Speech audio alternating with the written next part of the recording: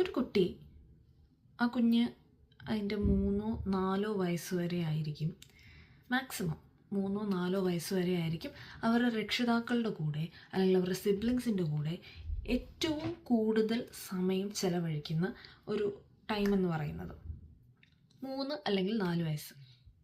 അതായത് വൺസ് ഒരു കുട്ടി സ്കൂളിൽ പോകാൻ തുടങ്ങിക്കഴിഞ്ഞ് കഴിഞ്ഞാൽ അയാളുടെ ലോകം മാറുകയാണ്, ആ കുട്ടിയുടെ ലോകം മാറുകയാണ്. അത്ര നാൾ 24 മണിക്കൂർ 24/7 പേരൻസിൻ്റെയും സിബ്ലിങ്സിൻ്റെയും കൂടെ ചെലവഴിച്ചുകൊണ്ടിരുന്ന കുട്ടികൾ പിന്നീട് 8 മണിക്കൂർ സ്കൂളിൽ, ബാക്കി ടൈം വീട്ടിൽ, ആ ഒരു സിസ്റ്റത്തിലേക്ക് വരികയാണ്.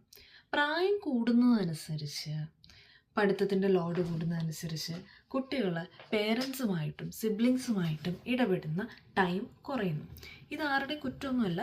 പക്ഷെ ഞാൻ പറഞ്ഞു വരുന്നത്,